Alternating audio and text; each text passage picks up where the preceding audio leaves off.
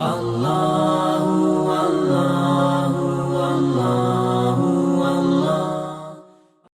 5 آدمی ایسے ہیں کہ اللہ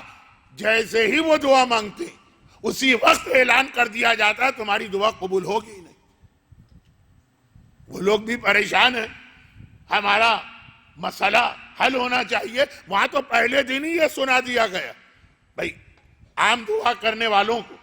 یہ تو امام نے کہہ دیا 20 سال ٹھہر جاؤ، اس سے تو کہا گیا کہ ٹھہرنے کا فائدہ کیا، تمہاری دعا قبول ہی نہیں ہے۔ اب وہ 5 جو گناہگار تو نہیں کہیں گے،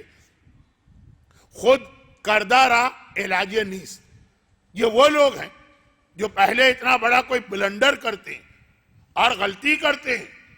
اور اس کے بعد اللہ سے یہ چاہتے ہیں کہ اللہ ان کے ان بلنڈرز کا پروٹیکٹ کرے تو دعا قبول نہیں ہے۔ پہلے 4 میں نہیں پڑھ رہا، پڑوسی کی بات آئی، طلاق کی بات آئی، لوگوں کو پیسے دے دینے کی بات آئی، مگر ایک آخری یہ میں جانتا ہوں کہ اتنا اہم مسئلہ نہیں ہے، مگر ایک تو حدیث کا آخری فقرہ، پوری حدیث پڑھ دی تو یہ بھی، اور بعض ان لوگوں کے لیے کہ جب وہ مالی مشکلات کی شکایت کرتے ہیں، امام نے فرمایا اور اس میں 5واں وہ آدمی جس کی دعا اللہ قبول نہیں کرتا، پہلے مرحلے ہی میں رد ہو جاتی، ایسا آدمی جسے اللہ نے بہت دیا۔ اب جملہ واضح طور پہ سنیے گا، غلط فہمی نہ ہو، اور اس نے وہ سارا راہ خدا میں خرچ کر دیا، فضول بیکار کاموں میں نہیں، راہ خدا میں خرچ کر دیا۔ بھئی بہت سے لوگ میرے مشاہدے میں اللہ جب دے رہا ہے پیسے، بڑے بڑے مکان بنا لی، بڑی اچھی اچھی گاڑیاں خرید لی، اپنی جو ہمارے پرانے بزرگوں کی ایک دانشمندی ہوتی ہے، وزڈم، اس کے اعتبار سے کہ چادر سے زیادہ پاؤں پھیلا لی، اور اب جب حالات بگڑے، معاملات خراب ہوئے، تب دوڑ دوڑ کے اللہ کے پاس جا رہے ہیں۔ تو اللہ تو اس مومن سے بھی جسے اللہ نے بہت دیا، اس نے کہا میں مسجد بنا دوں گا، اپنا بنگلہ ویلا کوٹھی نہیں بنائی، اللہ کا ایک گھر بنا دوں گا اتنا شاندار، بغیر اپنے آپ کا اپنا نام لیے ہوئے۔ بھئی یہ بھی نہیں ہے کہ شہرت یا نیکی کے اور بڑے بڑے کام، اور پھر سب ختم ہو گیا پیسہ اس کے پاس۔ اب وہ آ کے کہتا ہے کہ خدا بندہ میرے حالات کو بہتر کر دے، میرا بزنس دوبارہ ٹھیک، میں بہت کنفیوز ہوں کہ کم وقت میں کیسے اپنی دونوں باتیں، جو آج کا اصل موضوع اور یہ ضمنی بات، آپ تک پہنچاؤں، تو کبھی کبھار ذرا سا موضوع ٹکڑے ٹکڑے ہو جاتا ہے۔ امام نے فرمایا جب یہ کہتا ہے خدا بندہ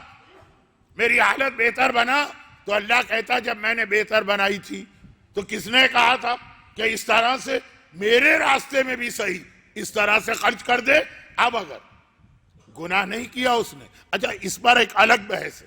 اپنے مرضی کا فتویٰ دیکھ لیجئے، اگر مراجع کے فتوے بھی پڑھنے لگوں تو یہ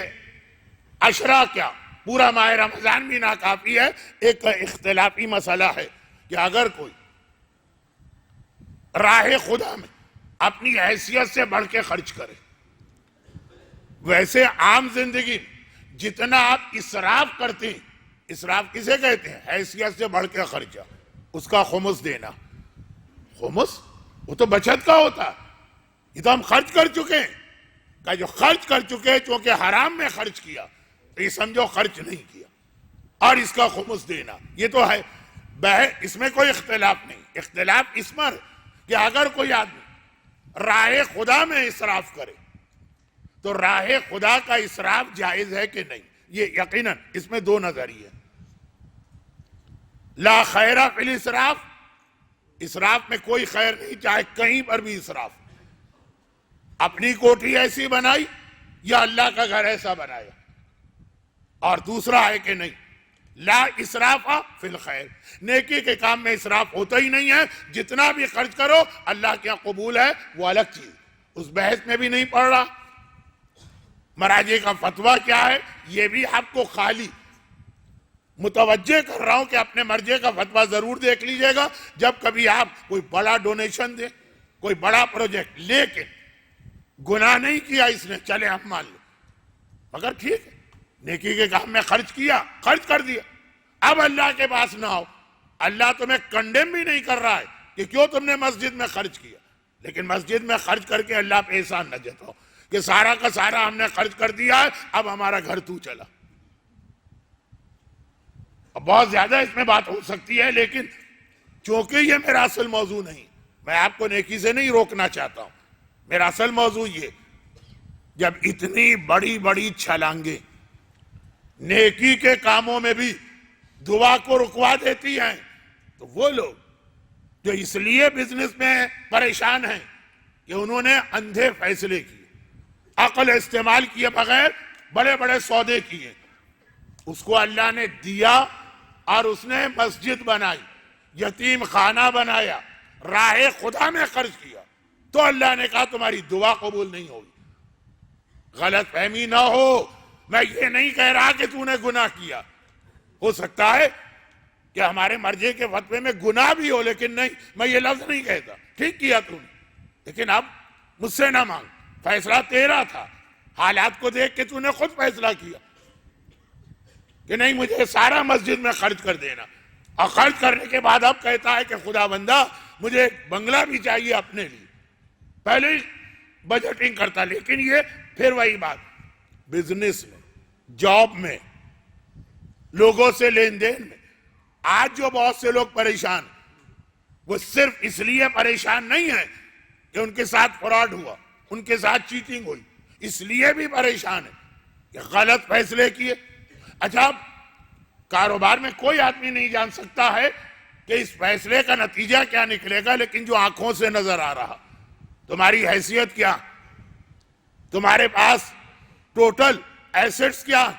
کتنا بڑا سودا کر کے بیٹھ رہے ہو، یہ اپنی غلطی، اس پر اللہ ہو سکتا ہے کہ سوال جواب نہ کرے، گناہ نہیں ہے، لیکن پھر دعا بھی نہ کرو